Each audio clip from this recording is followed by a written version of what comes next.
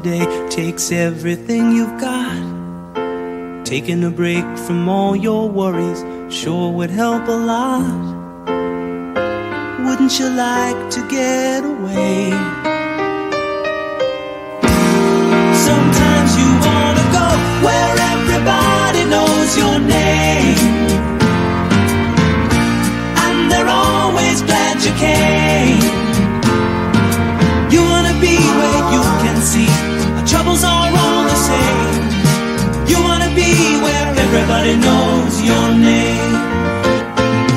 You wanna go where people know people are all the same. You wanna go where everybody knows your name.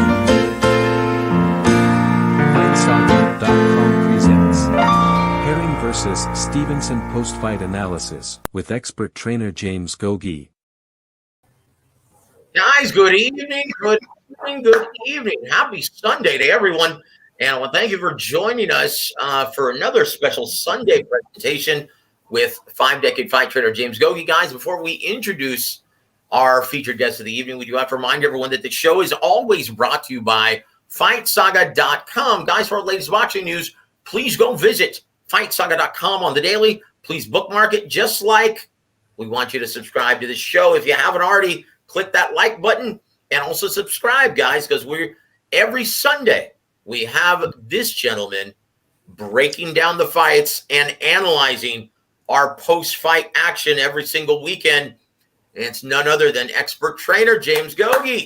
James, how the heck are you this weekend, brother?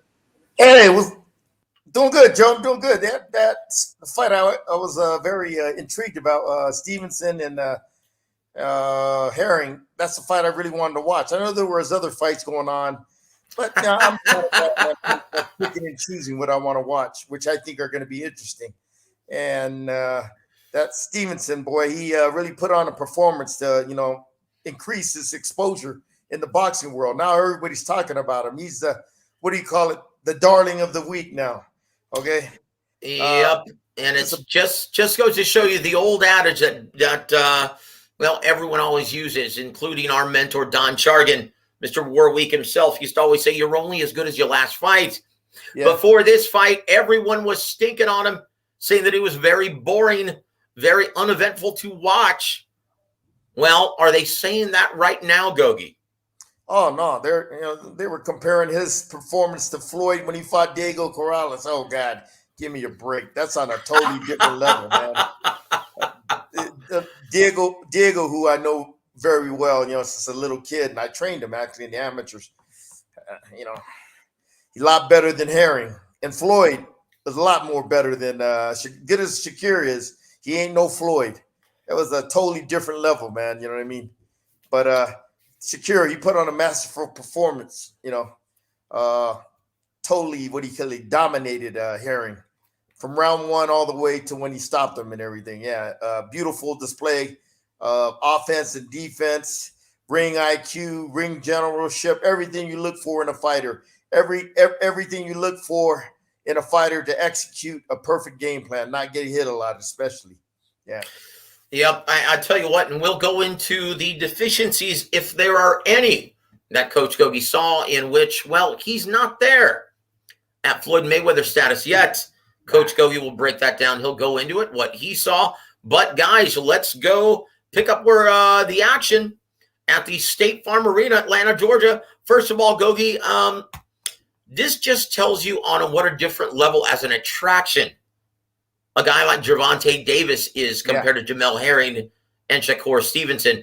Now, obviously, they've got ESPN, one of the most widely recognized platforms for sports, showcasing their fights, but they're not there yet, right? And we saw proof of that with them only opening up half of the State Farm Arena, and it wasn't even sold out at that point, with Gervonta Davis filling up the entire big house with at least 15,000, 16,000 participants, paying customers.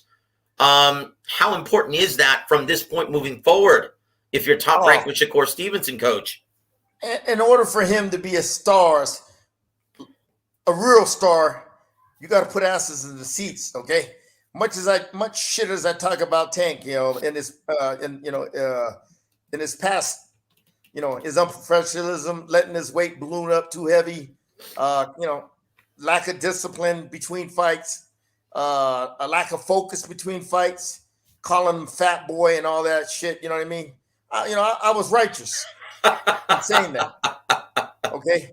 But over the years, I've seen him mature more. He's starting to settle down, getting more focused, starting to act more like a professional. Okay. And he puts asses in the seats. Not too many fighters could do that. Sell tickets and put asses in the seats.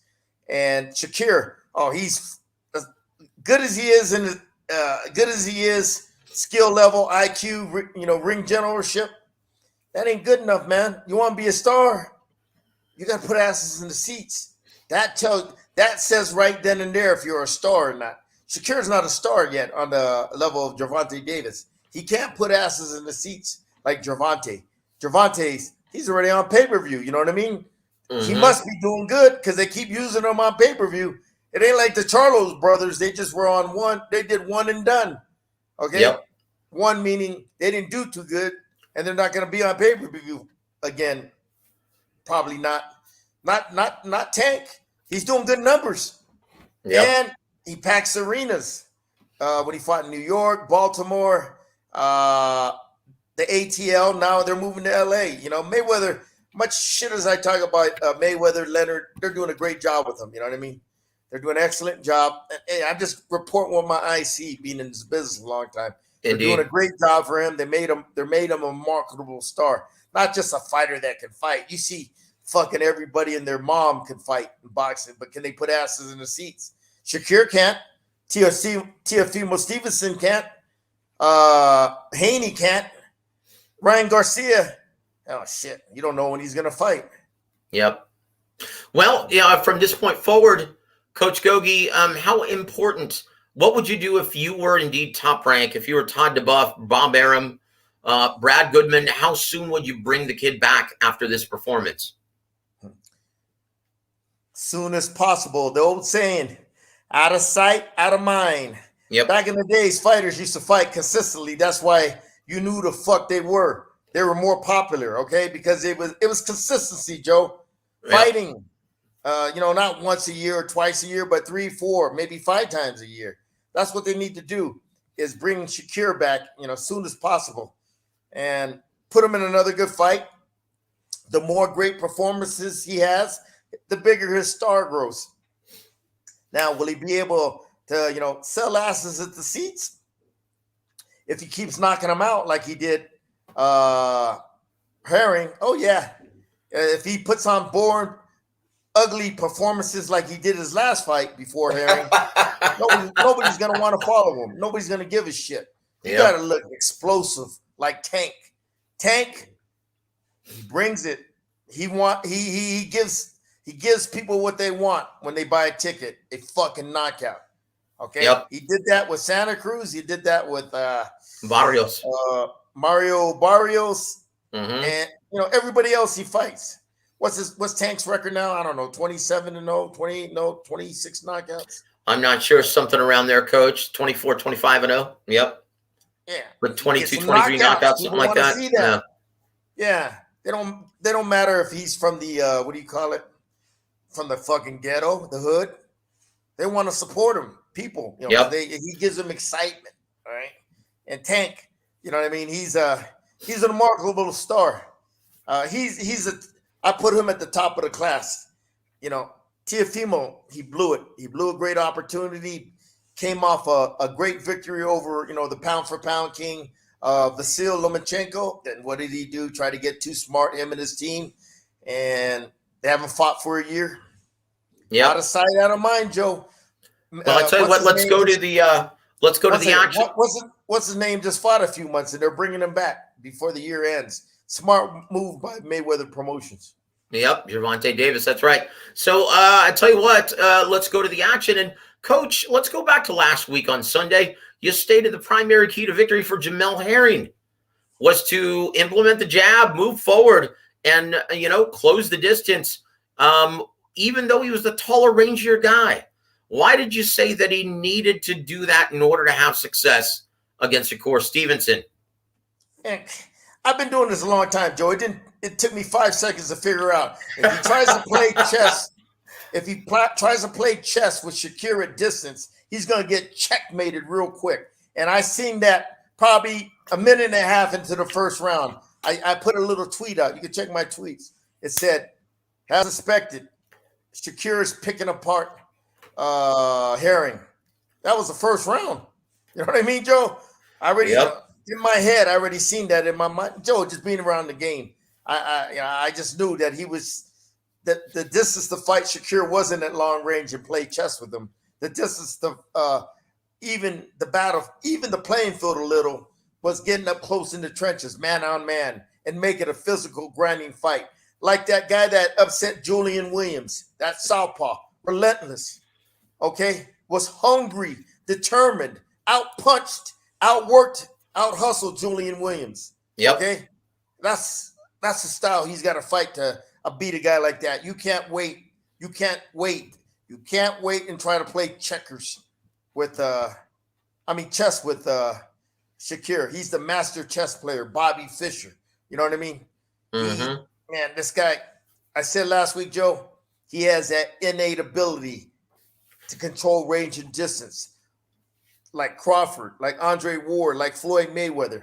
Okay, that's a God-given special talent, and that's what this kid has. He has that rare innate ability to do that, and you can see he looks. It was easy work. It was real easy work. Yeah, well, he sure made it look easy, and you know what? Yeah. And we'll get into Jamel Herring in just a second. Want to give a shout out to H Money. Thank you for joining us, sir. Thank you for joining us live. In case you haven't already subscribed to Mr. H Money, please go check out his channel. Respect all the work that he does. Also to our brother every single week. Thank you for always being part of the show, Mr. Mini Meal. He says, Coach, can Shakur beat Oscar Valdez? Keys to victory for both fighters. Do you want to wait until after we've analyzed the last night's fight to get into that, or it's up to you, Joe? You're the admiral of the ship. I'm just fucking. I'm just a deckhand that mops the motherfucker. Shut up, dude. Look, for what it's worth, Coach, and I tell you this all the time, on the air and off the air, there's a reason why it's War Week Radio with Coach James Gogue, and everyone else just has different shows. There is no War Week Radio without your involvement, Coach. Thank you. And I told you, and once again, I told you that before we started doing the show again.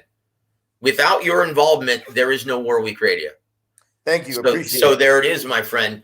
Also, we'll go back to that mini meal. I assure you, after we're finished analyzing his dominant performance over Jamel Herring. Can I say one thing, Joe? Yes, sir. Go ahead. Valdez is going to get his ass whooped real bad. And I tell you what, Gogi's word is gold on this show. Guys, if you haven't already noticed, boy, when Gogue says something, it's very hard to refute. So thank you all for tuning in this Sunday. Pearls of Wisdom from Coach Gogue. We're going to get back to that, though, Mini Meal, I assure you. And we'll find out exactly what Coach Gogue means when he says that. Right? But that's a very bold prediction. We'll make him back that up. Want to give a shout out to Mr. Andrew Charles. Thank you for joining us, sir. I tell you what. So, Gogue, after round one, we heard Bomac. We're kind of freaking out a little bit after the first round because it wasn't just a feeling out round, was it? What did he say? I didn't know. I watched it in Mexico. He said, "Hey, man, you've got to try and implement that jab. Don't get discouraged. You've got to use it even if it's not landing. You cannot let him win that jockeying for that lead hand position. You've got to do it. You've got to start moving forward and start working behind the jab, even if it's not touching him yet." Yeah, doubling and tripling up the jab, using touch jabs, he's saying. Yeah. But it was a little odd, and even Tim Bradley talked about that on the air. He said, you know what, that's quite alarming. Very seldom do you hear a coach right after the first round start to get in panic mode. What did he see, Coach? Man. I saw the same thing, man. I'm like, shit. Like I said, Joe, before the fight, I go, he can't try to match Shakur tit for tat at range and distance. first 45 seconds, minute and a half, I seen right out the bat. I tweeted it. I said, man, as expected, he's picking off. He's picking what's his name apart. And you got to make that adjustment real quick, okay? Because if not, it's going to get ugly, Joe, as the fight goes on. And Bo-Mac's seen it too. Bo-Mac's a good boxing guy, though, man. He's a good boxing man. Yeah, you know, and I thought the fight was going to play out this way. I thought it was going to look a lot more like Austin Trout versus Erislandy Lara, when the same thing happened, in which, well, Austin Trout, a counterpuncher by trade, he was losing the jab contest. He was getting picked apart from the fighter with the better reflexes and, you know, the better jab. And, well, instead of moving forward and attacking, he got more tentative because he didn't want to get knocked out. So the Jamel Herring, boy, he decided to, once again, Semper Fi, man. He's no quitting, that guy. Even though he was losing, he was continuously working, trying to move the pace of the fight. He was trying to move forward, but to no avail. Coach, do you think it's a little too much to ask of Jamel Herring to try and turn him into an effective aggressor in one camp? Where did Bo-Mac and company go wrong there? Oh, Joe, that was the only game plan he had at his disposal to even compete with Shakur. He couldn't box him from range or medium range. He had to, you know, go in the line of fire and attack. But use intelligent pressure, you know, using your feints a lot, your jab, footwork, keep closing that distance, cut out the escape routes, feinting them a lot, head movement, blocking the punches correctly. Now, man, blocking punches, man, it's a fucking lost art. A lot of guys just, hey, just put your fucking hands up. Remember what we talked about that, Joe? Yep. There's a technique. There's an art to blocking punches, okay? It's not just keeping your hands up. It's the way you position them hands on your face, protecting your face, okay? Covering the sides, covering the front, and just opening the gloves up and angling the gloves in. That protects most of your face and everything, okay? Herring, to me, like I said, his biggest deficiency last night was his defense. He just walked straight in. He didn't use his footwork to move in and out of range. You know, every time Shakur would get off, he would just stand there like this, you know, straight up and get hit, not even blocking the punches correctly or moving his head, okay? Or stepping back and half a step to get out of range. But if he's going to block the punches, catch a couple, then drop down under the punches, okay? Instead of just keeping your head there, drop your head below and let the punches go over your head. You know what I mean? You got to change up your defense when you're fighting a sophisticated predator like Shakur Stevenson. He just, you know, walks straight forward with his hands, you know, up, face exposed, to still get hit by that left hand or the jab and the hooks. The hooks were getting around the guard as well. Yep. Everything, man. You know what I mean? Well, one thing that I noticed. Well, Joe, one thing. Go ahead, sir. Joe, there was no head and upper body movement. There was no bobbing and weaving under his punch. He was just too straight up like a robot. Yep. One thing that Tyson Fury did exceptionally well, except for the fourth round in his third fight with Deontay Wilder, and one thing I always point out to younger fighters is you look at the stutter step, the feint motion that he does with his feet to try and keep from getting countered and timed effectively by Deontay Wilder as he was going in. Something that Tyson Fury does very, very well. He will do that two-step stutter. And it's something that Lomachenko does. Lomachenko, as well as Alexander Usyk. They'll disrupt your time and rhythm before they collapse the pocket. We saw none of that from Jamel Herring. Nah. He gave no threats to Shakur. Yep. He was too predictable, walking straight in. You know what I mean? Got to feint. You got to feint. You got to move your head. You got to, if you block those punches correctly, move out of range. You know what I mean? And not only, there's different types of feints, Joe. Feint with your jab, feint with your lead hand, feint with a hook, feint with your head. Yep. Use that lead leg, like you said. It's little short steps. You know, feint. Little short steps. Lomachenko does that good. You know what I mean? Usyk, like you said, he does that good. Yep. Tyson does that good. Fury. stuff like that that'll break a timing, your opponent's timing rhythm, especially if they're a skilled counterpuncher like Shakur. Okay, but yeah, Joe. To me, I don't know, man. That preparation wasn't too good. Didn't look too good, man. The way I don't, like I said, I wasn't in camp. Maybe they were working on all this shit I'm talking about. Intelligent pressure, working the feints, the variation of feints, working a good jab, head movement, blocking punches correctly, using your footwork to step out of range. Maybe but hey, man, sometimes, you work all that shit in camp. A fighter goes into the fight, sometimes he just freezes, doesn't execute it. So, and Bomac and them guys, they're good trainers. Him and the other guys he got working with him. So, but in my opinion, Coach, between 2 and 3 months, that's too much to ask, especially when you share the same promoter and the fight is coming up. Okay, he knew the fight with Shakur Stevenson was on the horizon. Yeah. Okay, this guy's coming up.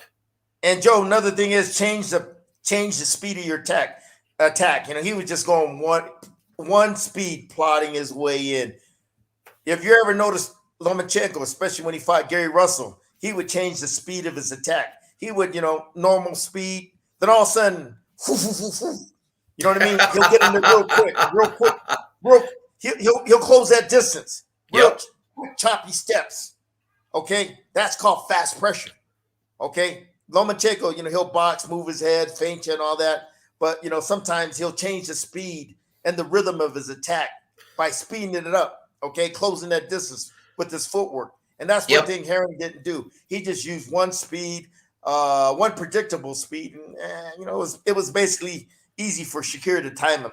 It was like Shakur was walking, like Shakur had a punching bag in the ring and he was just getting a punching bag workout. You know what I mean? No resistance.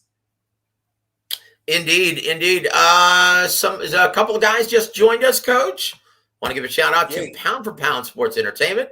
Guys, please visit his channel. Please subscribe. Thank you so much for joining us tonight. And also my brother, Corey Bradshaw, Mr. IOTBA. Thank you so much for joining us, brother. Go check out his channel as well from the Metroplex. That's right. Go subscribe to Mr. IOTBA as well.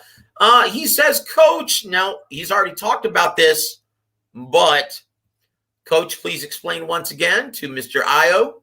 He says, Coach, why the hell they use that game plan? Oh, the one they used last night? Yep. Hell, I don't know. I'm not in the gym with them, man. No, like you just stayed at the beginning of the show. I mean, they had virtually no choice, didn't they, Gogue? Well, Joe, hey, correct. They can't box a guy at range. It would have been it would have been a even worse massacre.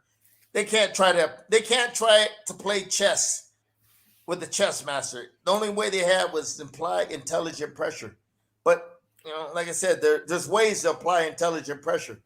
Okay. The way they did it was just, basically one dimensional, plotting, slowly plotting his way in there, not working the jab effectively. No head movement, no feints, everything I just talked about earlier, man. No footwork and all that other good stuff. Well, I tell you what, and once Errol Spence, or I'm sorry, not Errol Spence, that's a guy who applies intelligent pressure. No, Jamel Herring, when Jamel Herring did finally start to close the gap, boy, Shakur Stevenson, all he did to shut that down was wrap him up like an octopus and force the referee in charge. Smother and tie him up. Yep, to separate and create that distance for them, forcing Jamel Herring to reset. Coach, if you had to see a deficiency in Shakur Stevenson's game, that would probably be it. What can you do as a prize fighter? Well, one, to keep him from tying you up, but one, to be able to work effectively on the inside if you're Shakur Stevenson. Yeah, he doesn't know how to work effectively on the inside. He ain't no Pernell Whitaker, man. Pernell Whitaker knows how to work on the inside. Shakur doesn't. That's probably the only hole I see in this defense. People last night said, "Oh, he did great inside work." I said, "Really? Let me see the motherfucker." Maybe his whole seconds. Maybe for a couple seconds he threw some nice body shots. Just but he didn't do it on a consistent basis. Okay. Yeah, he didn't do it. Nah. His game, he needs that space to operate, to counterpunch, to lead with fast, sharp combinations.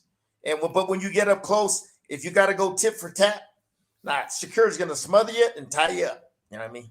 That tells me a guy that smothers you and ties you up a lot on a consistent basis tells me one thing, that you lack those specific skill sets to fight in the trenches. Yeah. That's right. Look, guys, make no mistake about it. Holding is not ring generalship, okay? Exactly. Look, the only time you use holding inside a prize fight is to make up for deficiencies you have in that area. Either you're hurt or you don't know how to defend yourself on the inside. Take your pick. Neither one is a positive. So, guys, if you had to actually point to something that Shakur Stevenson still needs to work on, it's that defense and offense fluidly underneath. How to defend yourself, how to brace yourself, how to work proficiently and effectively on the inside, throwing combinations of the body and head. Yeah. And there it is. Pernell Whitaker knows how to do all that shit. All right. Yeah. Indeed. Coach Ronnie said that is the very best fighter that he's ever trained. Pernell Whitaker, throughout his entire impressive tenure of boxing. He said Pernell, in his prime, was an unbeatable fighter, that he would put him against anyone in his prime at 35. I thought he liked Effie Ajagba. Oh, we'll save that for another show. Guys, I want to give a shout out to my brother Snoop C, always supporting the show. Thank you so much. And no, sir, we are in Central Standard Time. I'm coming to you from Texas, and Coach Gogue is coming to you from the legendary fight country of Mexico, from León, Mexico. Yep. Also want to give a shout out to our brother Lemon Pepper Chitlins. What's up, my friend? Thank you for always tuning into the show as well. I will say this, and once Shakur Stevenson shut down his game on the inside by tying him up, allowing or causing the referee to create that distance, rinse and repeat, well, he started to batter poor Jamel Herring in the mid to late rounds. Oh. And, Coach, here comes the stoppage in round number 10. Did you think it was a little premature, or was this just the beginning of the end and the referee showed mercy on Semper Fi? Referee showed mercy. He was he was starting to take a lot of punishment. Nowadays, man, they don't want to see a fighter go out, badly on their show, especially if they haven't won a round. So to me, it was a justified stoppage of the fight and everything, because it was one-sided. He didn't win one round. There was no way he was, that he was going to get that lucky punch to turn the tide. So, referee did what he's supposed to do, protect the fighter. Indeed, and it was impossible to argue, because no, he wasn't returning fire. He started smiling. Coach, whenever you see a fighter smile after he takes a good right hook, straight left hand, what does that tell you? That means he felt it. Yep, that means he's hurt. And the writing was on the wall, guys. I thought it was a good stoppage. I would have maybe liked to have seen him finish the round, but no, it wasn't going to get any better for poor Jamel Herring. Let's see what Snoop C says. He says, if it makes sense logistically, can you get young Virgil Ortiz on the show? Ellie doesn't ask the best questions at RGBA. Look, Snoop C, that is an excellent idea. Yeah. You know what? And while he's in limbo right now, waiting for his next opponent, this is the perfect time to get young Virgil. I'll call Robert Garcia tomorrow, see if I can actually make that happen for everyone. Yeah, it'd be good. He's one of the young stars in the business. So also, we had to reschedule Bruce. We had him scheduled on Thursday, but then, I started to get a little more under the weather, and I was, pretty much bedridden. And also Bruce was in Atlanta with a lot of work with Top Rank, and so we'll more than likely have him rescheduled for this week. So please stay tuned for that. We've got a busy week. We've got a lot of things to catch up on, guys. So your final thoughts, Coach Gogue, and please, elaborate if you can on why you feel Oscar Valdez, when he fights a unification contest with the young Shakur Stevenson, is going to get, quote, get his ass whooped real bad. Well, he's going to try to box Shakur from range. Shakur going to pick him up, pick him apart. He's going to have a hard time landing that big left counter hook, that big left hook, leading or countering with it. Shakur's just going to bust him up with that jab, pick him apart with them sharp combinations. You know what I mean? And what do you call it? Just give him an intelligent beating like he did Jamel Herring and everything. He just doesn't have the skills to match a guy like this guy, man. Nah. He's got big balls, big heart, and he does have a puncher's chance. But skill-wise, especially range and distance, nah, man. If he comes forward, Shakur, boy, he ain't got a problem if you come forward. He'll pick you apart. Sharp combinations, sharp counters. Oh, he was countering beautifully, Joe, last night. I remember hearing through that little right hook, to the body. Shakur just blocked it and countered with a straight left hand real quick. You know what I mean? See, when Shakur gets into that groove, and when he's feeling his mojo, boy, everything comes together, boy. His counter punching, his leading with combinations, different combinations, hit you everywhere from all angles. That left hand of his, he'll hit you up and down, then he'll loop it around over the top, mixing it up, man. He reminds me of a major league all-star pitcher that knows how to, paint the corners. Yep. And hit the corners, change his pitches to keep you off balance. Greg Maddux. Valdez doesn't have that boxing IQ. He can hit, but man, you ain't gonna see Valdez hungry to make this fight unless he gets offered big money, man. But that fight should be made. Both fighters are with each other. I mean, both fighters are with the same promoter. Both are champions. It would be a big fight on ESPN if that fight was made, man. That's a fight I would be interested in. But I don't think Valdez, he could drink all that fucking tea he wants. The one that, all that shit he was drinking. It ain't gonna matter. Shakur gonna whoop that ass. Guys, if you're just joining us for the first time, Coach Gogue doesn't hold anything back. That's one of the reasons why we love him on this show. Yeah. Lemon Pepper. He says, Navarrete versus Valdez, next all-Mexican showdown. I'll say this. Emmanuel Navarrete has a better chance of unseating the newly crowned WBO super featherweight champion because he knows how to apply intelligent pressure, and his punches are very difficult to anticipate. But, Coach Gogue, you don't see it that way, do you? Nah, man.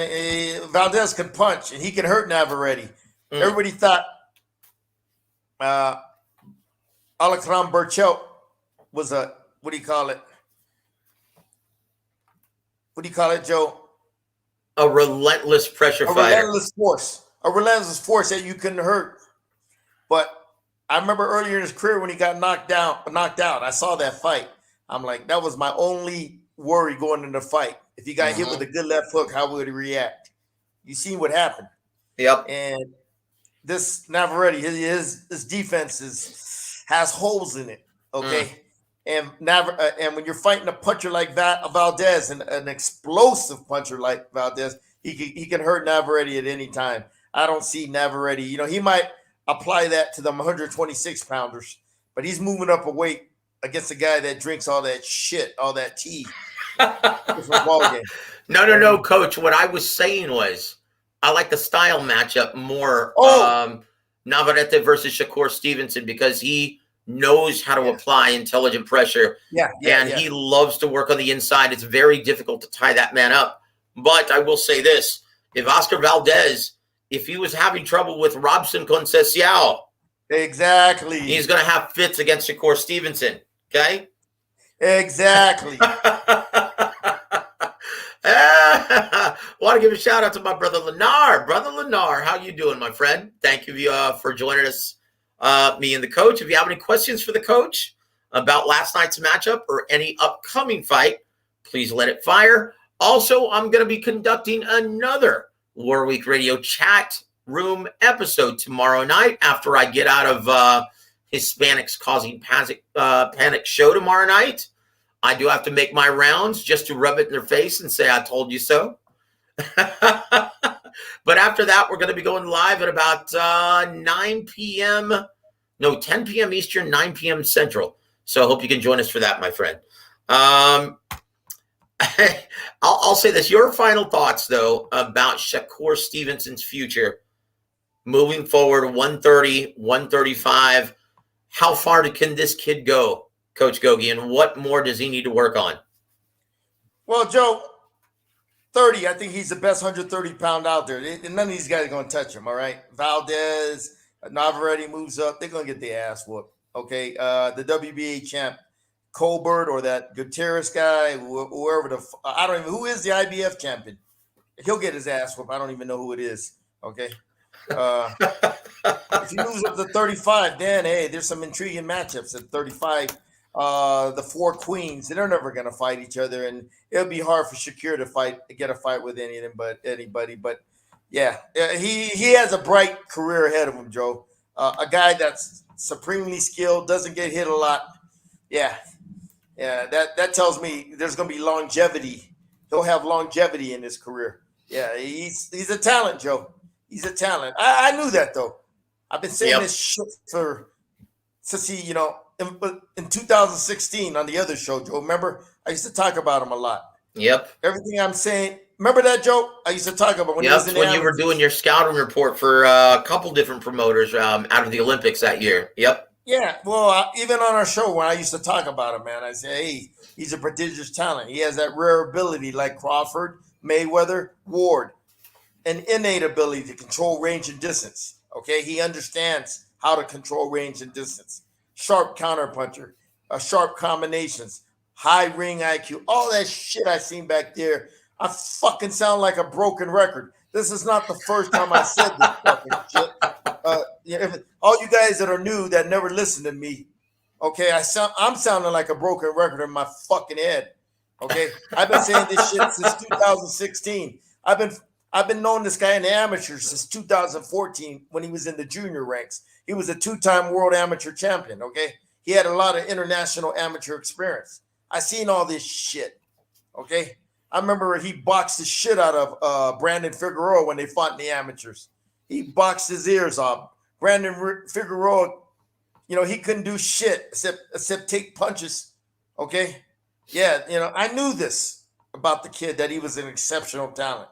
You know what I mean? And what you saw last night is what I've been seeing since 2014. Yeah. So, but like I said, I've been covering. I watched the amateurs. I don't know, since the '80s. I've seen them all: De La Hoya, Whitaker, Holyfield, Tyson, Roy Jones Jr. I mean, you name them, I've seen them. Costa Zoo. I've seen all the greats coming up. Floyd Mayweather. You know what I mean? I've seen all the greats coming out of the amateurs. I got a pretty good, what do you call it? I got a pretty good eye for flesh. Okay. So. Well, Coach, you've got the best eye in the business that I know of.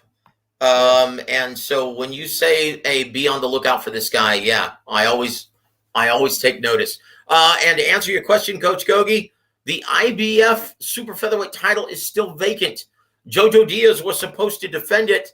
The one he won, the title that he won from Tevin Farmer, he was supposed to defend it against Savadan Rakhimov.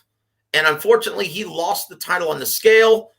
He fought to a majority draw, and now he is competing at 135. So this title is still vacant to IBF at 130 pounds. Yeah. To answer your question. Brother Lenar says, last night's matchup was beautiful. I was highly impressed with Mr. Stevenson. Yep, you know what you're looking at, Brother Lenar. It was most impressive. Lenar, what you seen last night, like I said, I've seen since 2014. Okay, when he was in the amateurs. Nothing changes. Yep, and there you have it. So, guys, we're going to shift gears a little bit because, well, we broke a lot of news on Tuesday. Actually, it was the Monday that we found out, the day right after your last week's show, and that was that Anthony Joshua is currently in the market, or was in the market last week, to find a new head trainer. And at first, I thought maybe he was going to keep Mr. Rob McCracken on board. It looks like he wants to move in a completely new direction. And he was in America, meeting with Virgil Hunter, meeting with Eddie Reynoso, meeting with Robert Garcia, and then in Sugar Land, Texas, our colleague and friend, Mr. Ronnie Shields. Coach Gogue. Met with Robert? You met with Robert too? He met with Robert as well. Yep, Robert's a great coach. Did he meet with Buddy? No, he did not meet with Buddy McGirt. No. Why, Joe? Why did he select these trainers to meet with? I mean, was it advised to him or any reason? You know all the shit behind the scenes. Well, from what I was told, okay, and this is just what I was told, right? Meeting with Eddie Reynoso and Virgil Hunter and just speaking with them, as well as Robert Garcia, that was merely making the rounds for the California gyms. From what I was told, he always had Ronnie Shields at the top of that list because of his, deep, impressive tenure in boxing, and also his heavyweight experience, and also the fact that he's actually been in the ring and he's actually laced up the gloves and had a deep amateur pedigree. He was a very, very impressive fighter, even though he never won a world title formally. I thought he should have won the world title in Japan, but that's beside the point. But anyway, he was also a prize fighter. Okay, what separates Virgil Hunter, Eddie Reynoso, and Ronnie Shields is they were never professional prize fighters. Ronnie Shields was. Joe, it don't matter. Ronnie's a damn good professional coach, okay? That's right. And once again, he learned from the best. A lot like Gogue, picking the brains of all the legendary men who made this sport what it is today, right? He picked the brains. So Coach Ronnie, he was mentored by the great Georgie Benton. He was also mentored by Emmanuel Stewart. It doesn't get any better than that, Coach. Lou Duva also is a great boxing guy. Willie Savannah was his guy that was with him his whole career. Yeah. He's the one who brought him up as an amateur. That's right. The late great Mr. Willie Savannah. Yeah, Willie. Like a second father to Ronnie. So Ronnie, exactly. He's done so much within the fight game. And once again, and I can't stress how important this was to Anthony Joshua, he had experience training heavyweights. Hey, Joe, but did they ever meet before, or is this the first time? No, this was the very first time they ever met, and it was set up by Mr. Eddie Hearn. Eddie Hearn contacted Coach Ronnie not last week, but the week before, told him they were going to be in town for the Mikey Garcia fight or in the States, that they were going to stop by on their way back to the UK. Okay, that's why they made it last. Okay. That was at the top of their list, from what I've been told. Okay, it's good, Joe, to know all these little details. I mean, because fighters get hooked up with the trainer. I'm like, how the hell they get hooked up? How did he get to, get hooked up? How did he get hooked up with them? Well, his client list of legends. I mean, look at the heavyweight division. His impressive tenure with Evander Holyfield, David Tua. Ronnie. Of course not. I'm not questioning Ron. I'm talking about other fighters. Like, how the hell did that fighter get hooked up with that trainer? Jesus. Well, I tell you what, let's get your opinion, Coach, because I want your opinion on Rob McCracken. Now, once again, he's a former ring-recognized trainer of the year. He was an excellent fighter also. He was a very good fighter. I know him real well. I know him real well. I know him real well in the pros. Yep, but after experiencing what Anthony Joshua experienced against Alexander Usyk and the disappointing strategy that was given to him throughout that camp, well, according to Anthony Joshua, he needed a change. What do you see that needs to be changed? And obviously, we already talked about this in great length on previous shows, but how do you feel hiring an American coach is going to change that, Mr. Gogue? I don't know anything about McCracken as a trainer. You know what I mean? I heard he's a good coach and all that, but I hear that shit all the time. You know what I mean? I hear this, oh, this guy's a great trainer, but I go watch him in the gym. I'm like, what the fuck makes him a great trainer? He got a great fighter. Okay. And he's got a great promoter backing him. All right. But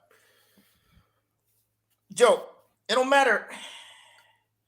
Like we talked about earlier, it don't matter who's gonna any qualified trainers that's gonna train Anthony. It's just the time frame. You know what I mean? To fight a sophisticated fighter like Usyk, and you're talking about what, a 12-week camp. Oh my God! It takes a series of fights to get that experience fighting a sophisticated style like Usyk. I'll give you an example. Like I've said, I'm sounding like a broken record, but to you new fans out there, I'm gonna give you some input, some insight in boxing. Usyk, over 300 amateur fights, Olympic gold medalist. Okay, a lot of fights on the international scene. That's huge.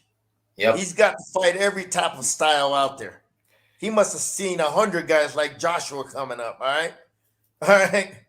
He perfected his craft since a little kid. Okay. His technique, his skill, his boxing IQ, it grew into him. A guy like Joshua started this business got in the game 18, 19. All the layers to his game, the little wrinkles to his game that Usyk learned and grew into as he got older, Joshua was missing the experience. Joshua only got maybe 40 amateur fights. He won the world champion. No, he came in second place at the world championships with only a handful of fights. Won the Olympic gold medal with, 35, 40 fights. That's not a big amateur background, man. Okay, that doesn't. And he's probably never fought a sophisticated style like Usyk that knows how to move.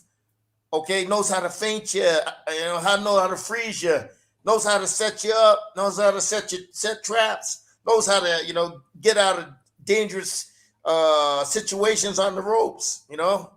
He's a smart fighter with a high boxing IQ, like Shakur Stevenson. Okay, it started when he was a little kid and grew, from his amateur pedigree. His amateur pedigree is what made him who he is as a fighter. Joshua didn't have that. So when Joshua never fought a difficult style like that, a guy that can move in and out of range, box in circles at angles, catch you with straight left hands when you don't expect it to the body, head, or loop it around over the top like Shakur Stevenson. Basically, what you're seeing, Joe, in Usyk is a bigger version of Shakur Stevenson. Okay, a guy with a high boxing IQ comes from years of doing it. Like Shakur, he's got all that amateur pedigree behind him and international experience and all that stuff, man. Joshua don't have that. And when you're getting a guy like Ronnie, he's only going to have 12 weeks to work with this guy to develop a sophisticated game plan, sophisticated skill sets in him. You need to even the playing field to compete with Usyk better. I'm not even talking about beating him, Joe. I'm talking about just to even the playing field. Yep, make it more competitive. 12 weeks, brother. Hard to do in 12 weeks. His learning curve is got to be. His learning curve is going to be short. It ain't going to be like a trainer that had a fighter for 2 years and they had 8 fights together. They could all that stuff he needs to learn. He can learn over a process of 2 years. You're talking about taking a calculus class in the summertime, okay? In a 6-week period, okay? Trying to learn all that shit where you usually learn over a semester. You know what I mean, Joe? That's it, Coach. Yeah. That's it, Coach. Look, guys. All you have to do is look at the records, right? Shakur Stevenson. He's already a 2-division world champion in only his 17th pro fight. Yeah. Alexander Usyk is a 2-division world champion now, unified world champion in only his 19th pro fight. These aren't guys who are still learning on the job. Okay, one of the things that impressed Coach Ronnie, he said, you know what, I don't care how good the money is. I'm not going to take an assignment if I don't think I can make a difference and my opponent can, or my fighter can win. Right? Yeah. And so he sat down and spoke with Anthony Joshua without even lifting up the gloves, without even looking at tape, spoke to him for about 3 hours. And one thing he came away with, and it made him feel better, because initially going into that meeting, he didn't like the idea of just taking on an immediate rematch with Alexander Usyk with one camp. Yeah. But after talking with him, he said he understands what he has to do to improve his chances against Alexander Usyk. And he liked Anthony Joshua's humility and willingness to learn. He said if he had the same attitude as Deontay Wilder, he would have said no thanks. But he likes Anthony Joshua's humility and willingness to learn. He understands, like Anthony Joshua was very humble in admitting that he's still learning on the job and he needs to learn from someone who has, is a more offensive-minded trainer, which Ronnie Shields is, right? So that's one of the reasons why the two, met last week.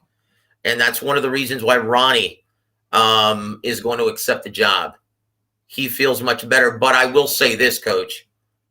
Both you and Coach Ronnie believe that 3 months may be cutting it a little close, that you need more than 12 weeks against Alexander Usyk.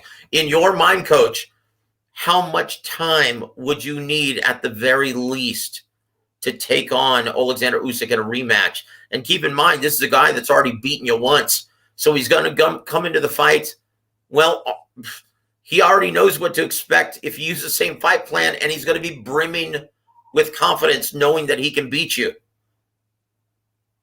Joe, I just said it, Joe, when you got a fighter and you're taking him and trying to develop him to the next level, trying to teach him skill sets he's missing, man, you're talking about a series of fights, okay, over a longer period of time, okay? Skill sets are hard to pick up like that. Yep. Like that. Just ask Jamel Herring. Well, there's a guy like Diego Corrales when I had him in the amateurs off. Mm-hmm. You could teach him shit and he'll do it right off the bat. He was a fucking freak. Lawrence Claybay, the heavyweight, the guy was a captain of the Olympic team, 96 Olympic team with Floyd Mayweather. You teach Clay something, boy, he'll go do it in sparring and do it in the fight. Okay, guys like him, Diego.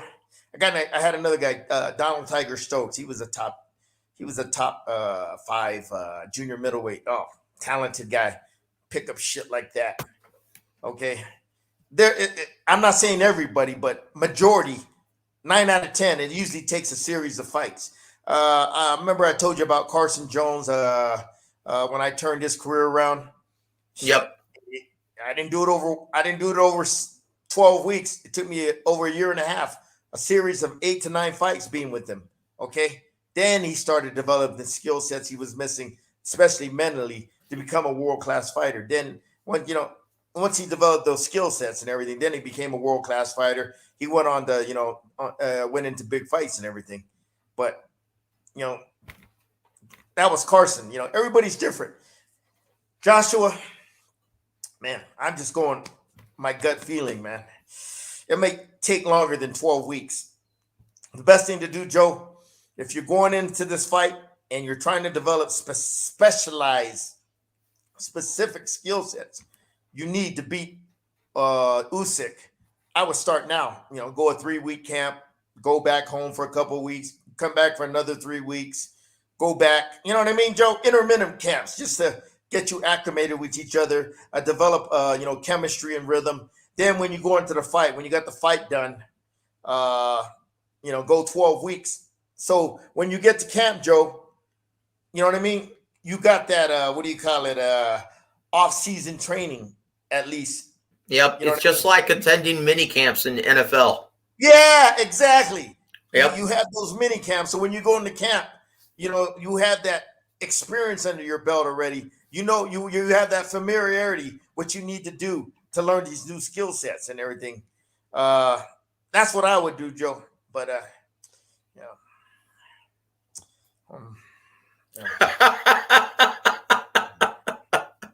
Well, I tell you what, maybe the two great minds can get together for the one common goal.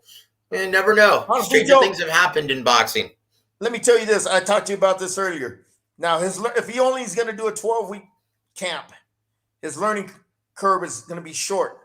and it's going to be intense. Like I said, it's going to be like taking a calculus class in the summertime, a 6-week calculus class in the summertime where everything's just crammed in. Like, oh shit. But here's what you do. Normally, when you practice stuff in the gym, you go home, you forget about it, you know what I mean? And you come back to the next day, then, your coach usually reminds you, okay, to do the same stuff, you know what I mean? Do the same, Every time you learn something new, you go back to the next day, the coach pretty much has to drill it into you again because, you know what I mean? You didn't practice at home. That's what Joshua needs to do. He needs to do his homework outside the gym. Okay, doing work in the gym is not good enough. Whatever Ronnie's teaching him, he's got to go home and do it at home. Shadow boxing. Okay, whether it's getting the footwork, the rhythm, getting your balance, developing your timing to what Ronnie's trying to teach him. Go home and practice. Do your fucking homework, AJ, if you're motherfucking listening. Okay? So when you come to class the next day, you don't have to be reminded and be taught the same shit you were taught the day before. Okay? That's where real learning occurs, Joe. When you learn shit, you go home, you practice it. Okay, now you learned it. Then you go back the next day, you can learn more stuff. Okay? That's when you start building the little layers, the inches to your game. I learned that Goody, I learned that from Joe. Goody Petronelli was telling me Marvin Hagler. Goody Petronelli was a trainer of Marvelous Marvin Hagler. I met him a long time ago. I met him, I know him pretty good. I met him a few times and I got to know him. I used to call him, pick his brain and everything. Because, that's what I used to do, back then when I was a young coach. And he was telling me about Marvin when he was coming up. One day he saw Marvin in the gym and he's like, man, Marvin, you're getting better. He's seen his improvement from the prior week to this week. And you know what Marvin told him? Everything you've been teaching me, I've been practicing at home. And there it is. Yep, and there it is. He did his fucking Can't have any days off. I'm sorry, if you're serious about beating a guy like Alexander Usyk, you can't have any days off. You can't have any time off. Well, Joe, that's what AJ got to do. He's got to do his homework at home. He just can't just go to the gym, do his gym workout, and go back to his house where he's probably going to have a nice pool and enjoy a fucking barbecue. Nah. He's got to make extra sacrifices, put in the extra work if he's really serious about becoming the heavyweight champion of the world. What kind of sacrifices is he going to make? Okay, Joe, you got to be uncomfortable and do these extra things to get better. That's me.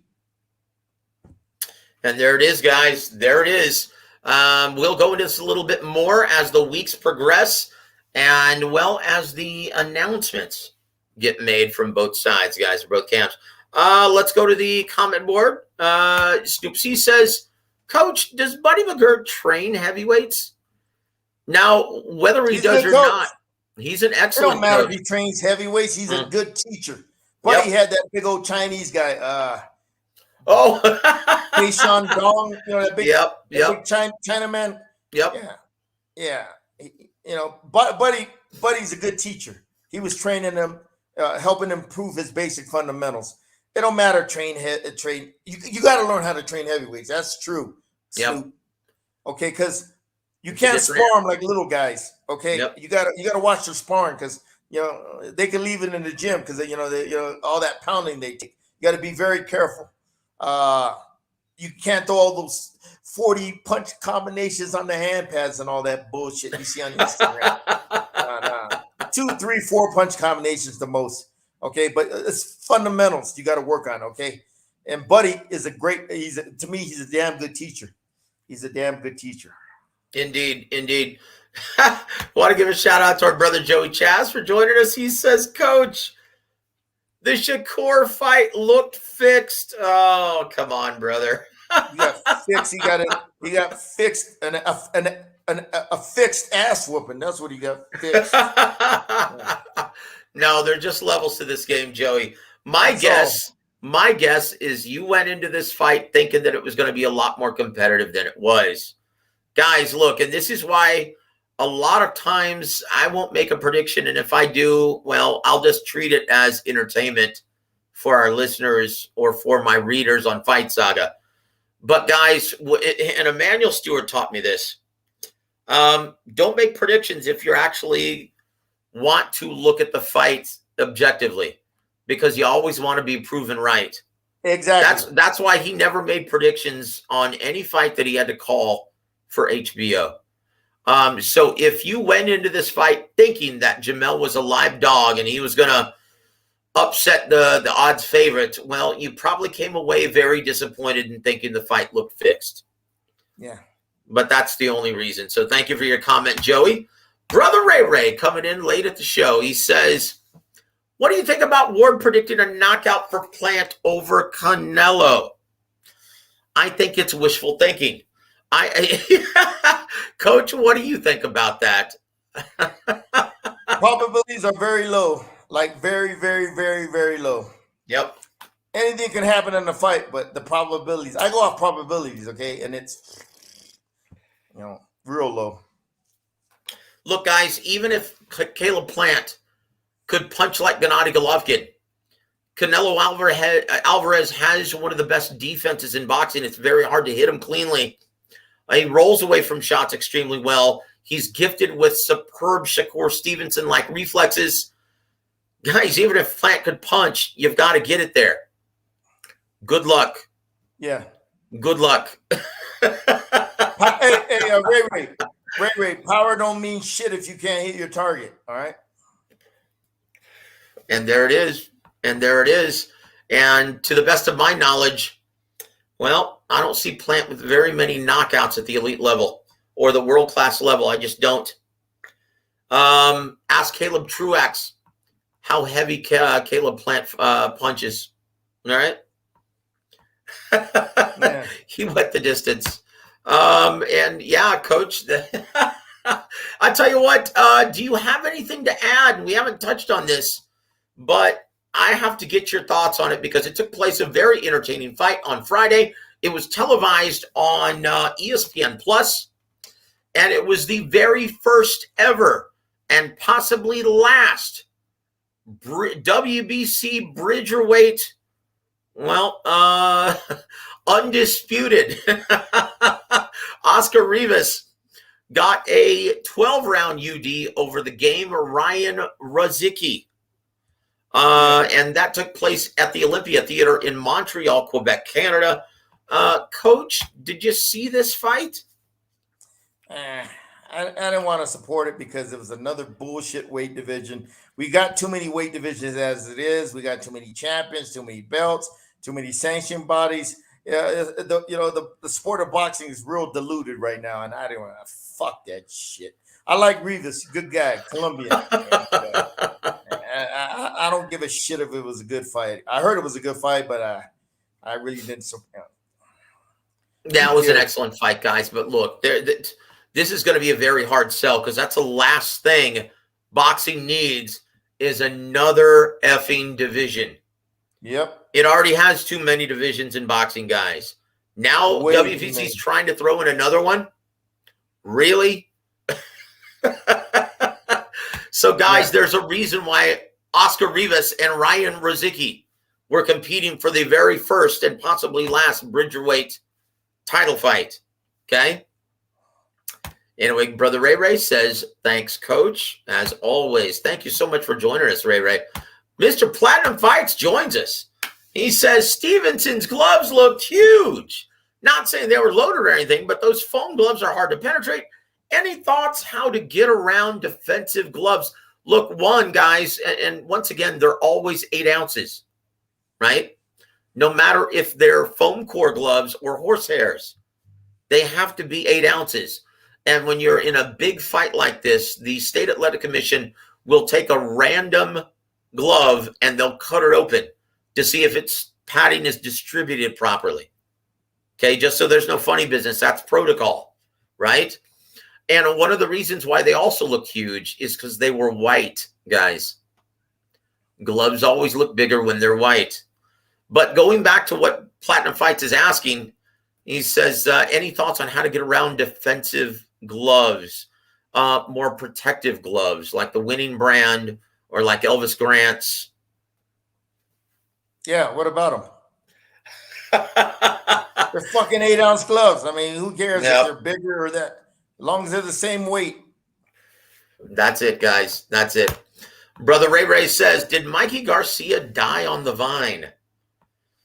Look, man, this is what happens when you're an inactive fighter. Coach, do you have anything to add to that? When you're inactive, you get stale. Your skills get stale. You know what I mean? Mentally, you're not as sharp. Activity is a fighter's best friend. Inactivity is a fighter's worst enemy. When you don't fight often, you stay on the shelf, your skills diminish over time. Whose fault is that? It's his fault. So, you don't blame nobody but Mikey. He made it, he made his bed. Now he's able to sleep in the motherfucker. Indeed. And that's, once again, he's to blame. He's to blame for all of this. When you become more of a businessman than a prize fighter, this is what you get. Joey Chaz says, Joseph, the Rivas fight was more exciting than the Shakur fight. That's what fans want. Action. Yes, they do. They also want knockouts and even more. There has to be a consequence to these fights. Guys, I see great club level fights, man, of no consequence on the 4, 6, and 8 round levels. But what made Wilder versus Fury 3 so compelling is because it was a great consequence. It was for all the marbles in the heavyweight division. It was for the ring championship. It was for the lineal championship. And because of the bad blood involved, both guys wanted to win by knockout. There has to be a consequence, guys. And I'm sorry, but Oscar Rivas versus Ryan Rozicki, oh, yeah, it was a great action fight. And they both hurt each other in the pocket. It was thrilling. But it was of little consequence. No one cares about becoming the Bridgerweight champion. There has to be a consequence for the fans. It has to mean something. Coach, do you have anything to add to that? Yeah, man, I don't even want to talk about that fight, Joe. Like I said, to me, another weight division we don't need, man. To me, it's had no interest in it, didn't care about it, didn't even want to watch it. Yeah, it was, so we're moving on. Thank you for joining us, Joey Chaz. Thank you for the question, brother. Snoop C says, Coach James Gogue, do you ever get contacted to do commentary or analysis by networks? Do you want to spill the beans on that, Coach? Man, I'm not a company guy, man. You got, when you work for those networks, you got to be that and be political and all that shit, man. Plus, my language, you know what I mean? It's my vulgarity, that's not acceptable online. I won't want to do that bullshit anyway. You know what I mean? Well, this is good enough, man. I don't need it. I love training guys. I love teaching guys. I love developing guys. I love competition and all that shit. As a coach, you gotta be competitive. You gotta like to be face the best out there, to compete with all the fighters out there, to show that you're the superior fighter, coach, or whatever. And commentary, that's another different level of skill sets. I couldn't do that shit, man. Totally different skill. I could talk boxing like this, in my fucking sleep. Okay, but to go on air and watch your words and you got to be politically correct these days. Yep. Well, I'll say this, and Coach is too humble to say anything, and I won't mention any names, Coach, I assure you. But there is a commentator on Showtime, on both the global broadcasts as well as the regional broadcasts, that Coach Gogue actually helps develop keys to victory and strategies for. Oh, Raul Marquez, go ahead and say it. Shit. Oh, okay. His Raul former Marquez, fighter, Raul Marquez. Yep. I've been training him since he was like a pup. I worked with Raul Marquez in the pros. I don't know, probably 15 years. And when he started broadcasting, I used to tell him, man, bro, there's a lot of things you need to work on to develop your game to be a better analyst. And every time there's a Showbox or Showtime broadcast, I break down the fights with him strength and weaknesses of both fighters, keys to victory. What both fighters need to do to win, and go from there. Yeah, I've been doing this a long time. It ain't gonna take me if I don't know a motherfucking fighter. I could look at him for 15, 20 minutes. Okay, I got a good feel of what he can do and what he can't do. Then I look at his opponent. Same thing. I can look at their strengths and weaknesses. Then formalize a game plan. What each has to do to win. Okay, and that's easy, man. But Tim Bradley and the motherfucking Andre Ward, they probably study this shit for 2, 3, 4 hours a day to get ready for a show broadcast. And shit, I'll do it in fucking 15, 20 minutes, a half hour the most. You know what I mean? And there you have it, guys. There you have it, Stu C. So, yeah, Coach Gogue has experience doing that. He's just not going to do it live on the air. Once again, Paulie Malignaggi was let go from Showtime because of his candor. He's good, Paulie. He's good. Paulie, in my opinion, was the very best at that time when he was still on Showtime. Yeah. But once again, he was let go because of his candor. He was just speaking from the heart, and they gave him his walking papers. Minnie Mill asks, Coach, what type of boxing style did Salvador Sanchez have? Wow. How did he learn to fight like he did? Sanchez wasn't your typical Mexican fighter that just plunged, that surged forward, in aggressive, normal Mexican style. Surging forward, I mean, going right at you, relentlessly, straight ahead, okay? And just slugging it out with your opponent, okay? That's your typical Mexican style. Sanchez was the complete opposite. He was a beautiful boxer, counterpuncher, beautiful footwork, boxed beautifully, moved in and out of range, boxed in circles, moved at angles. Everything was off his jab. Had a beautiful jab and worked his feints. Okay. Typically, at that time, Mexican fighters they just surged, like I said, straight ahead, aggressive, mentally and physically aggressive-minded. They just wanted to attack. Okay, hit you, and they didn't give a shit about defense. Sanchez was different. He would box you intelligently, break it down, counter you beautifully, move around the ring. You know what I mean? To keep you off balance. A ring general, great ring. He was a ring general. Always, like I said, always had control of the fight. Was always calm, cool, collected. His poise and composure were off the charts. Minnie Mill, you never knew when Sal was tired or hurt. He always kept that same poker expression through the whole fight. You know what I mean? No emotion. But yeah, he was, and he could punch too. But if he had to get inside to get nasty, like he did against Bazooka Gomez, Azuma Nelson, he could get nasty in the trenches and fight you in the pocket. But his preference, forte, was a range and distance. Now, you look at the other fighters, Mexican fighters of that time, guys like Zarate, Zamora, they just, straight ahead, forged, straight ahead, no jab, no head movement, and just two punches. The left hook to the liver. Yep. Yeah. Sanchez was, like I said, he was the complete opposite. Beautiful master boxer puncher. Yeah. Oh, he was one of my favorites, Sal. Coach, in the second part of his question, he says, how did he learn to fight like he did? Was it God gift? Was it God gifted? Man, you know what? Somebody taught him this shit. Okay. It must have been one of his first coaches, a guy named Enrique Huertas, when he started.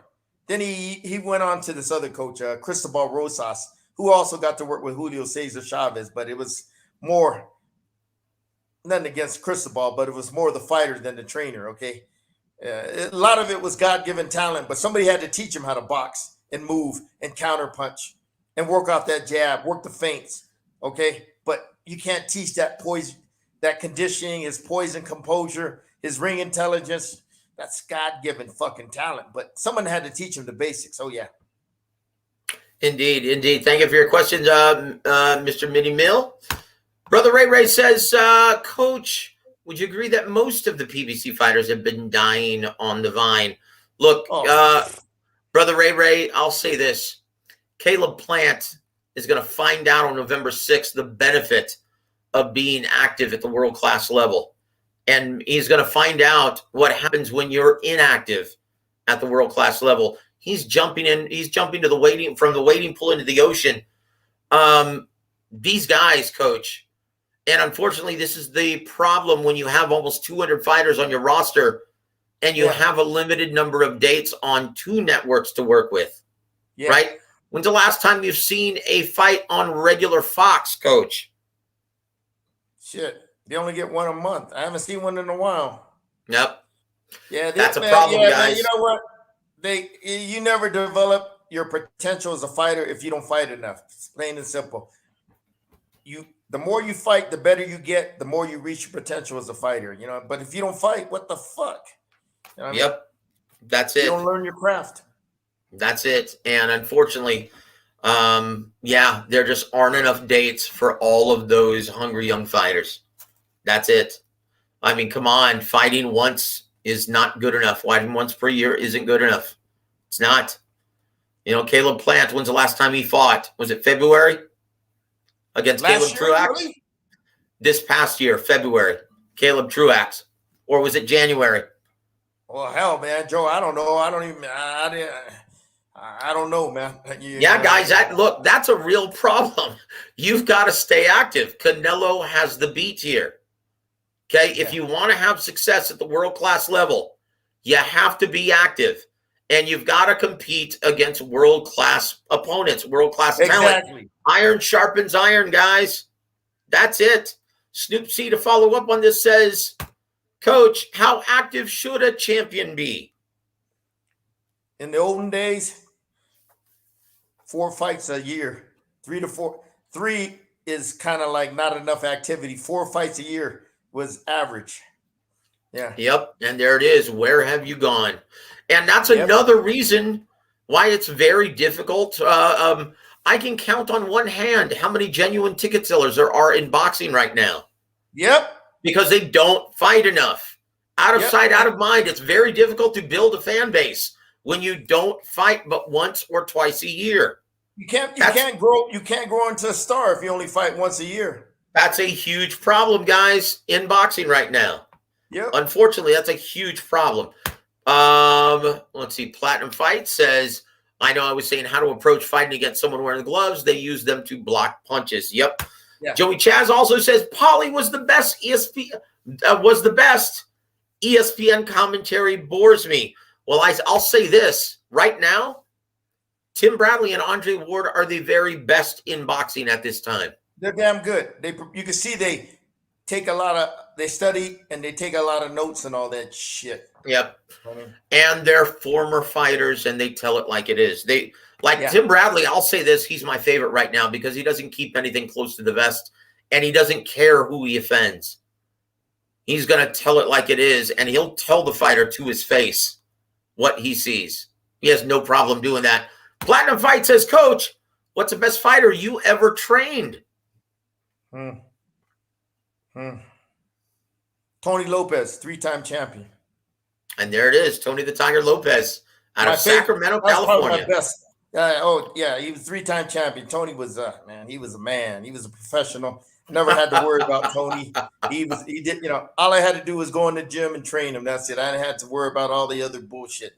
Like if he's eating right, if he's getting his rest, if he's making weight, I didn't have to worry about him in fight night. That if the fight got tough, can I depend on him to deliver and bite down and be resilient and fight through those tough times in a fight? I never had to worry about that with Tony. Nah. Wow. My man. I still talk to him a lot, man. And he was my favorite fighter, man.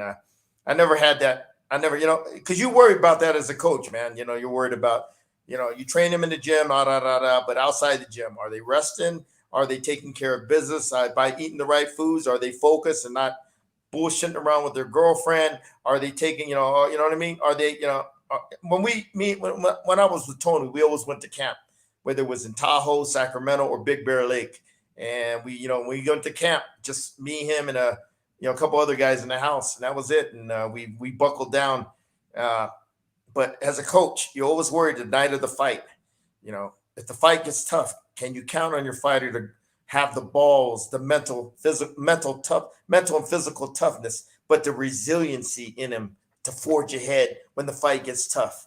I never had to worry about that with Tony, man. He was like, I knew he could do it. I've been in some wars with Tony, Greg Hagen, especially Greg Hagen. Whoa, what a fight. Freddie Pendleton, that was a hell of a fight. And Chavez, Julio, that was a hell of a fight. Yeah, I worked with Tony, I don't know, I think 3 years or something like that. It was, when I was coming up as a trainer in Sacramento, if you're a good coach, fighters gravitate towards you. So, Tony was seeing my work when I was coming up, and I worked with all the fighters. I worked with all the champions back then in Sacramento, all the Don Chargans champions, all the top amateurs, national champions, even Diego. He was a national champion when I was working with them. Corrales. And they know your work, and when you're a good trainer, fighters usually gravitate towards you. And thank God, they gravitated towards me in Sacramento, and they trusted me that I knew what I was doing and everything. I was a young coach, back then. I was still learning and growing, but now I'm 1,000 times better coach than I was back in Sacramento, because over the years, all the wisdom and knowledge I gained through experience and everything. So. But yeah, Tony was my man. Still is my man. We still keep in touch. And there it is. Thank you for the excellent question, Platinum Fights. I had some good ones. Indeed. Well, you're still doing it, Coach. We'll see. We'll see what happens. Yeah, we'll see if I can make any of these. See if I can make any of these other bitches half a fighter. Final comment and question from my brother Ray. He says, Coach, do you have respect for Wilder now that he congratulated Fury for the win over him? And did you see Fury sending birthday wishes to Wilder? What are your thoughts? Yeah, he did the right thing. He had to swallow his ego, admitted that Tyson Fury was a better man, and I give him a respect for that. I give him more respect for the fights they made together. They cemented their legacy and history of the sport by them 3 wars they had. Yeah, they will forever be connected. Tyson Fury and Deontay Wilder. Ali versus Frazier. Okay. Sugar Ray Robinson versus Jake LaMotta. You know what I mean, Joe? Yep. Sugar Ray Leonard versus Roberto Duran. You know what I mean? The legacy, yep. Riddick Bowe versus Holyfield. The legacies they created in them fights that made history that nobody could ever take it away. So Deontay Wilder, he ain't got nothing to be ashamed about. He made, he sketched his legacy in boxing history. Yeah. And there it is. I will say this. I'll just add this, guys. That was clearly the work of his publicist. That statement that he published and released publicly. But Deontay had to approve it. His publicist ain't gonna put shit out there without his approval. Well, maybe not, because my fighters, they trusted me with their careers when I used to do publicist work. Deontay, man, come on, anything with his name, especially something like that. Joe, come on, let's be real. He didn't want to show no love to Tyson after the fight. Now all of a sudden he did it, and his publicist would have had to get his permission to write something like that. And Deontay, of course, Deontay's what do you call it, Joe? He's a hands-on guy. I could tell. He's gonna look over everything. Okay, yeah, go ahead, send it out. Okay, well, if that was the case, then absolutely, yes, very good move, very humble move. He ain't gonna let nobody put something like that out with his permission. No. And there you have it. Look, guys, it wouldn't be the strangest thing to see them at a WBC convention 10 years from now and see them embrace and take pictures together. That wouldn't be a strange occurrence at the WBC convention. You may see that 10 years from now, guys. Don't be surprised if you do. Yeah, they'll shake hands. Man, Joe, they're intertwined. They made history. Their legacy is cemented together. All right. Everywhere they go, people are going to be talking about it. Just like Ali Frazier. You know what I mean? Sugar Ray Robinson versus LaMotta. You know, that their history was their legacy was cemented together. They're intertwined. Okay. Yep. And everywhere it doesn't hurt. You know, yep. They'll and hug and kiss and and just like Hearns and Hagler, you know, everywhere they go, you know what I mean? When Marvin, the late great Marvin Hagler was living. Everywhere they go. And even two guys who hated each other, Sugar Ray Leonard and Roberto Duran. And here's another strange bed pairing that they have a podcast together now. Eric Morales and Marco Antonio Barrera. Oh, really? Marco Antonio Barrera and Morales. Yep, they hated each other. Oh, I mean, absolutely despised each other. Now they're fucking. Now they go hang out with each other and go out to dinner and everything with the wives. Do you remember in the third fight when Marco Antonio Barrera was doing commentary for a Mexican broadcast? And it was the third fight between Eric Morales and Manny Pacquiao. Yeah. Marco Antonio Barrera, word got to him, and they said, Marco Antonio Barrera is hoping that you pull off the victory tonight. And he turned to the camera and said, I doubt that seriously. He said that about Morales? Yep. That's how much they hated each other. And now they've got a podcast together, guys. Good for them. Yeah. So it wouldn't be the strangest thing. Yeah, that's what happens. Their families are probably tight and they go out to dinner and everything. Yeah. I've seen pictures of them in the van together or dinner together. Yeah. Talk about that a little more in depth. How is it when you go to these the International Boxing Hall of Fame every year? Well, it used to be every single year. Now they've had to postpone it because of COVID. But and when you go to the WBC conventions every year, what is that like when you see all of these bitter enemies when they were fighting, and you see them hug and embrace and tell stories and post their pictures together?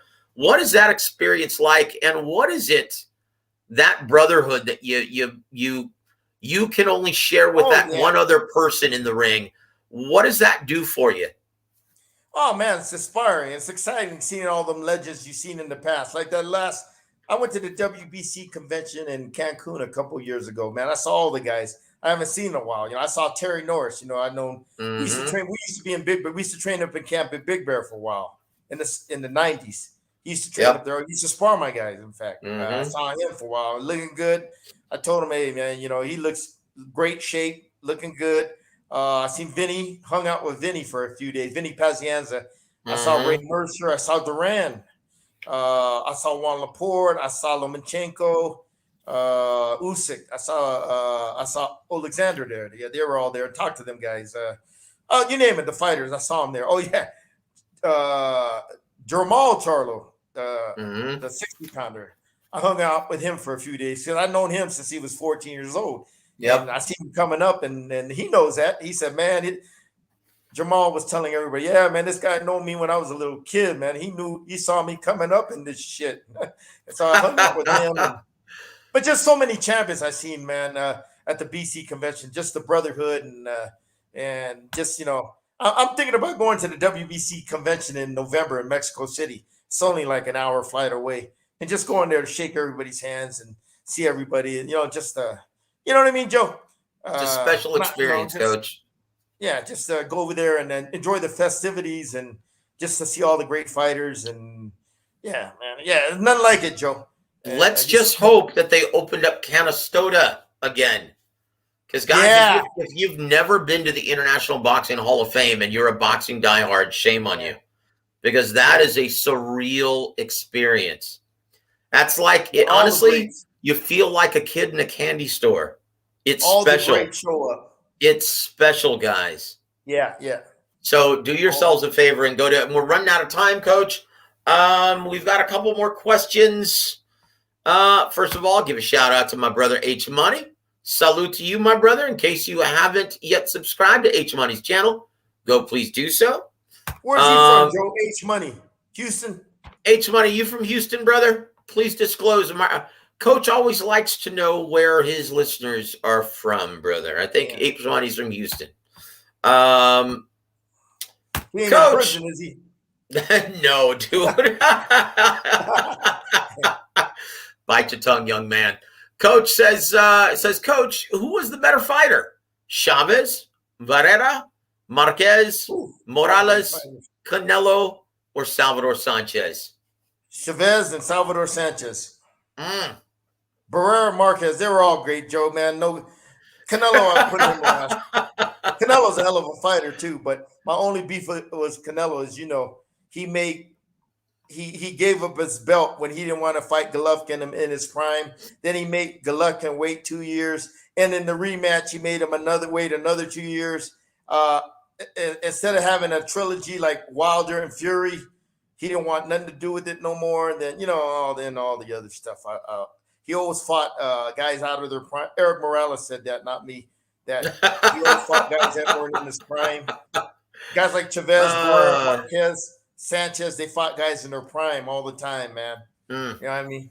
So that's the difference between all those great champions. They're all Barrera, Morales, Marquez, Chavez, Sanchez. They took on the best challenges in their prime. They avoided nobody. Yep. I got that sense of Canelo ducking a lot of guys when he was coming up. Not now, but when he was coming up. But they didn't do that, man. Not them guys. They were true fighters. I love them all, man. Yeah. And there's a difference. Thank you for your question, Minnie Mill. H Money says, Coach, I'm from LA, but I live in Memphis and do my show out of Memphis. Yep. Oh, Memphis. Okay.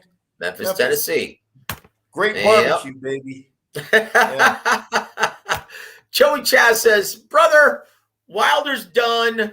I hope we never see him again. Look, guys, very well. Hey, Joey, why? He's good. He's entertaining. He's explosive. He's exciting. He can knock you out at any time. Yeah, all he has to do is just keep his mouth shut about disparaging comments about his opponents. Oh, that's his biggest thing. Yep, that's the reason why he has so much disdain among fans, Coach. A lot of people, including myself, lost a lot of respect for Deontay Wilder because his lack of humility and his willingness to accept that he got beaten by a better guy. Yeah. That's it. But who knows? Hopefully, I think, look, you might get your wish, though. In my opinion, boy, it may be very difficult for Wilder to come back and be the same after that horrific beating he just took over 11 rounds. And now he's talking about his equilibrium problem reoccurring. Yeah, bleeding out of the ear again. Yeah. Something tells me that's not going away. Guys, he just needs rest, Joe. That's all. Well, he needs rest for at least a year. Yep. Yeah. He's a heavyweight. But I think that's going to just about do it. It's already the 93-minute mark. Coach Gogue, do you have any parting shots for our listening audience, sir? No, we don't have no good fights next week. We just got to wait to Canelo's fighting 2 weeks from now when he fights Plant and everything. So, just thank everybody for tuning in. There's a lot of new faces, a lot of new names I've seen on the board I've never seen before. Thank you guys for joining in. And like I said, when we start this shit, it's going to be a slow process building up our fan base like we did, on our last show. We were number one in the world. This is a real boxing show, you people listening out there, okay? Real boxing content. This ain't motherfucking Dante's Boxing Nation. You know what I mean? This is real shit, okay? Or the other gossipy channels. All the other, they're all gossiping boxing channels, man. I try to provide real boxing content when it comes to boxing, okay? About everything I talked about tonight and some, you know what I mean? Well, Coach, I can tell you from myself, I learn something every single day, every single episode that we do the show together. And I'm the better for it. My articles are the better for it. My commentary is better as a result. So thank you for everything you do. Well, and guys, listen. Go ahead, sir. I knew all the great trainers of the past, man, that passed away. You name them, I knew them, man. Emmanuel Stewart. In Big Bear, we were in Big Bear a lot, in camp in Big Bear when he was training Lennox Lewis and all his fighters. I've seen the best. Joe Goosen, I really admire as a trainer. I met, you name it, George Benton, Eddie Futch, been in the camp with him many times in Big Bear when he used to train his fighters up there, or in Lake Tahoe when he was training Big Bo in the second fight with Holyfield. Bill Miller. I met them all, man. All the great trainers, you name them, I met them. Jesse Reed, good friend of mine. I think he's a real great trainer. Ronnie Shields, a great trainer. And when you talk boxing to them guys, okay, they know that you're not bullshitting them, okay? They know when you're real. When you're talking boxing with them, it ain't bullshit. It's real boxing knowledge that you're exchanging with them. And you could talk 2 or 3 hours, 4 hours with them guys about boxing, like I used to do with Joe Goosen a lot over the phone. It's real boxing knowledge, okay? But you can see a bunch of phonies when they come up to you and try to talk boxing. I spot that shit a mile away. A phony, the car salesman that tries to talk like he knows boxing. I spot them motherfuckers a mile away. And back in the days, I got to meet all these great trainers and talk boxing to them, and they would listen to me, man. And we would have good conversations and everything. I miss the old school trainers. These trainers nowadays, a lot of them. Yep, I know the feeling, Coach. There's only a few of them I like out there. Joe Goosen. Mm-hmm. Joe Goosen that are active right now. Ronnie. Yep. Buddy. Yep. Joel Diaz, he's good. He's good. Joel Diaz is a good guy, former fighter. Robert Garcia, former fighter, good boxing guy. There's only a handful. There's a few others out there. I like Barry Hunter, and there's a few Barry others Hunter from the DC area. Yeah, he's great. Yeah, there's some other good trainers out there I know, man, but they have, them guys have real boxing knowledge. Okay. They're real boxing trainers. Not nowadays, you motherfuckers. I'm on Instagram, but I don't post shit because I'm old school, man. Old school trainers would never post all that shit you see on Instagram nowadays about trying to be popular and get likes for every video you make, man. Old school trainers, they kept to themselves. They, you know what I mean? They only talked to boxing people they thought that earned that right to talk to them, that knew what the fuck they were talking about. Okay. Indeed. And nowadays these trainers, man, is just fucking crazy with all that shit I see on Instagram or social media about how the way they train fighters. I'm like, oh my God, what's next? Are they going to start training fighters on the space shuttle and doing hand pats, Mayweather hand pats? Shit, what the fuck? Oh, geez. Yeah. Well, guys, real recognizes real in this business. Yeah, that's it, Joe. You said it, Joe. Real recognizes real. I know I've been around. I know what a motherfucking good trainer is. There was a guy that who was a manual's assistant a long time. A guy named John LePeck. I remember when he was a kid and everything. He lived with Manuel a long time. He was a Manuel's right hand man, a go-to guy. In the 90s and the early 2000s, then he got out of boxing, but he worked with Tyson, Lewis, and all them guys. I mean, all the fighters Manuel had, John was there. You know what I mean? Lived with Manuel too, and he just contacted me in Facebook. I didn't know who he was, and he goes, "Man, you're a real trainer, man." I didn't know who the fuck he was, and then every time I put a boxing post on Facebook or a video, I used to do that once in a while. He like, man, you are a real. He would go, you are a real trainer. Remind me of Manuel. When I worked with Emmanuel, I said, oh, okay, now I remember you. Now you're a young kid. He goes, yeah, all the stuff you used to do. It reminded me of all the great trainers I was around when I was at the Kronk with Manuel, Walter Smith, Bill Miller, and all those other great trainers they had in there. Yeah, it gave me a compliment, man. Real, recognized, real. Oh yeah. And there it is, guys. I want to thank you for joining us. But we're just about out of time, Gogue.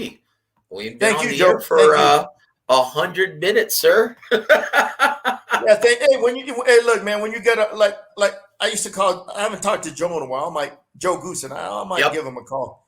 When me and Joe get on the phone, boy, sometimes we be on the phone 3-4 hours, man. Oh yeah. Yep. Joe is.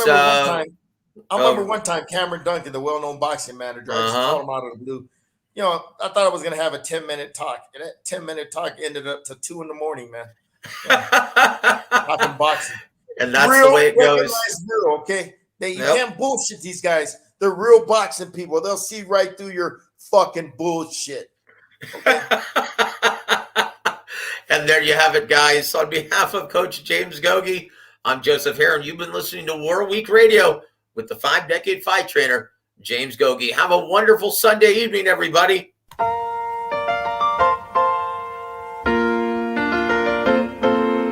Making your way in the world today takes everything you've got. Taking a break from all your worries sure would help a lot. Wouldn't you like to get away? Sometimes you wanna go where everybody knows your name, and they're always glad you came.